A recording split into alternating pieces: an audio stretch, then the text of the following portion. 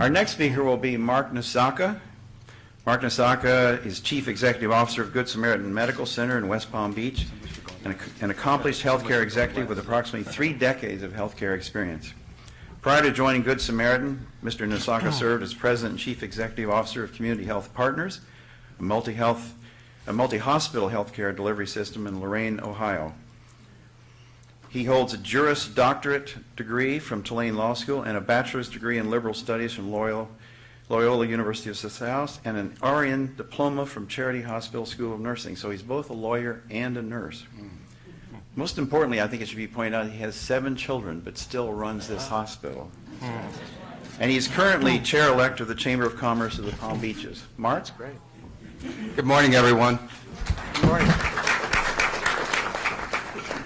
And thank you to both Mike Stein and Dr. Dennis for having me allowing me to be part of this panel. What I'm going to try to do in 5 minutes is tell you how the Affordable Care Act is going to affect hospitals. Lots of luck, right? There's a lot to it, and what I'll try to do is just summarize it in this way. What are the goals of the Affordable Care Act as we see it? Impact on hospitals, how will it affect our bottom line, how should we prepare, how will it affect hospitals and physicians, and what of these 217 panels? So if you get lost in the details, that's what I'm trying to get done here, okay? So first of all, what are the goals as we see it? The goals are to increase coverage to all Americans for healthcare services, either through Medicaid or through the state or federal-based exchanges, to reduce costs, to cut waste out of the system, eliminate fraud, incentivize people to provide higher quality, and thereby reduce cost for all, and ultimately to improve quality to each recipient of health care. Now, how will this affect hospitals? You know, one of the things I would ask you to remember is this. Anytime the government wants to cut costs in health care, it reduces payments to hospitals. And we become the rationers of care, if you will. You'll never see a politician get up and say, we're going to ration health care. But you will see them say, we're going to reduce payments to doctors and hospitals. And then we have to collectively work to figure out how we're going to provide high-quality care without spending money. And so we become, in effect, the rationers of care for all of America. And so that's what's happening here. What are hospitals in a nutshell? We're institutions, obviously, to provide care, and we invest in brick and mortar buildings, facilities. We invest in technologies, whether it's Da Vinci robots or electronic health records, and we invest in people, whether it's doctors, nurses, or other folks. So when you think about what hospitals do, that's how we invest our money to provide health care. So how will this affect us? Well, firstly, if we're going to have a contraction in what gets paid to hospitals for care, we're going to have to contract in what we pay out and invest in these other systems. Now, where we're investing today is we're investing in the electronic health records. We're investing millions in data systems that will allow us to keep track of patients, to keep track of conditions, to monitor care more fully. So over the last 10 years, you've seen hospitals that have had sort of a building boom, building new facilities. Now what you see is hospitals slowing that down and engaging in things you can't see, which is the digital hospitals, electronic health records, et cetera. We're doing that today, and so even before we get into the period of Obamacare, we're spending money to get ready. So this thing is already costing us money that doesn't equate to new care today. It's preparation for next year and beyond.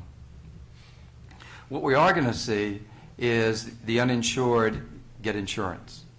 And so for that percentage of care that the doctors and the hospital provide for free, because by law, if somebody comes to the hospital and they have a life-threatening condition, we have to take care of them for free. Now, I think we all would agree that that's a good thing, right? Anybody who's got a life-threatening condition, shows up at a hospital, you're going to get care. The problem is the hospital has to find a way to pay for it, and the doctor has to give up his or her time to take care of that patient, whether they get paid or not. So basically, we become the free part of the system. So in that light, we're not going to be the free part anymore. All of those people will get insurance, and we'll get some payment for that. Now, I'd say to you, it's probably going to go the way of the airline industry. If you will remember, we used to get on planes, and we got a meal on a tray, and we got wings for the kids, we got a deck of cards, right? We got lots of things. People dressed up in neckties and jackets because they were going on a plane. Now they wear pajamas, and you got to pay $3.50 for a Coke. So, you know, healthcare is probably going to go that way over time, unfortunately, and this is going to accelerate the two-tiered system, but let's not jump 10 years from now. Let's just deal with now first. And that is that the uninsured will get insurance. And if I had to say the best thing for every American is this: there's going to be greater focus on quality, measuring quality, which is why we need these electronic systems. Every aspect of your care, we're measuring it today, whether you know it or not. How long it takes you to get a certain service, how did you respond to that service, what's your outcome when you go to get discharged. We're measuring that today, but the government is going to start paying us based on how well you are at the time you get discharged from the hospital. The other thing the government's going to do, it's going to take back money if, and I say you collectively, let's just say us, if one of us goes back to the hospital within 30 days, whether it's to Good Samaritan or it's to any other hospital, if that person's been in the hospital within 30 days and they get admitted for a different condition, the government's going to take back the money they paid from the first hospital, whether it's our fault or not. So, as I like to say, it's kind of biblical. The right hand giveth and the left hand taketh away, right? And that's what's going to happen. We're going to have increased funding for the uninsured. We're going to have increased funding for better quality. But we're going to also have takeaways for things that are beyond our control.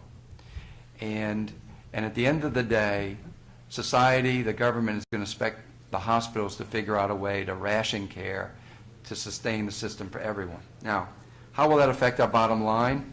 As I just said, we'll get payments, but we're going to have to figure out how to drive cost out of the systems to maintain the margins so we can preserve the institutions. So as reimbursements decline, which will probably happen over time, because if you think about it, you know, in the run-up to the presidential election, there was talk about, did the government take $800 billion out of Medicare? And in fact, the government did take $800 billion out of Medicare. And one of the ways they did it was, if you go back to January 1st of 2012, if you were a woman with an oncologic cancer, GYN cancer, those people used to get admitted for surgery and stay a full admission, 3 or 4 days.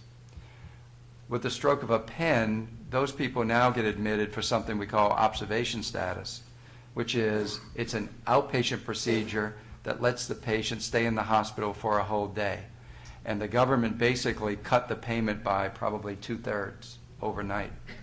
And so those kinds of things are what are going to happen as we look to pay for people without insurance, but still control the total cost of the spend. The government will cut our reimbursements in other areas, and we'll have to look for ways to drive cost out of the system. One of the ways they're going to help us is we're going to measure patient satisfaction and other what we call core measures, quality indicators, that the government will either pay us 2 or 3% of what they pay us today by achieving those quality metrics, or the government will take away 1 to 3% because we didn't score as well as other hospitals. So that's how they'll incentivize us to make quality uniform throughout all the institutions. But in terms of how they're really going to pay us, stay tuned. Nobody knows until we get to that fiscal year, and the government then decides how we're going to pay for it this year, okay? So now, how can we prepare? We can expect upfront costs. We need to reduce costs from the system to preserve our margins. We're going to track hospital performance in every way imaginable. We're going to network beyond the four walls, such as if you take an institution like, say, Morris Life out on the west side of town that has a full spectrum of post-hospital care for seniors, and there's other fine senior facilities in this community, some right here on Palm Beach Island, like the Carlisle and others that we network with. We're gonna work with them to devise ways to ensure that the post-hospital care matches the doctor's orders. So that way, you don't have people not taking their medicines and they have to get readmitted in 20 days. So there'll be more networking like that. We'll focus more on keeping patients satisfied, and then we'll partner with other providers or insurance companies to try to absorb some of this risk that's going to happen. How will it affect hospitals and physicians? Every 10 years, the government's role in healthcare either drives doctors and hospitals together or drives us apart. And so for the past 10 years ago, you had less employment of physicians. 10 years before that, you had more. We're entering that phase where you're going to see more employment of physicians, where doctors are looking for safety nets from all of the changes they're going to experience. And we need to have partners in the delivery model. So we're going to employ more doctors to make sure that we have doctors on our team as we try to make all of these changes into how we deliver care. They're experimenting today with bundled payments, where they take and they pay us one fee, and now we, the hospitals, have to sit down with the doctors and negotiate with them how much they'll get paid, negotiate with the device manufacturer how they'll get paid, and we basically become the rationer of what do we do with this limited amount of dollars. And oh, by the way, when they bundle the payment, they're not paying us more, they're paying us less. So, and then the other entity that's coming into the market are what we call ACOs, Accountable Care Organizations. And that is, if you look at an entity like Humana, that would be the best example I can think of. Humana has lots of seniors in a network, and they manage every aspect of care to ultimately drive quality and drive the bottom line.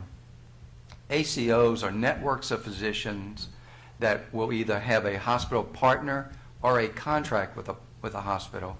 The government will assign patients to the ACO, and the government will pay them based on achieving quality metrics.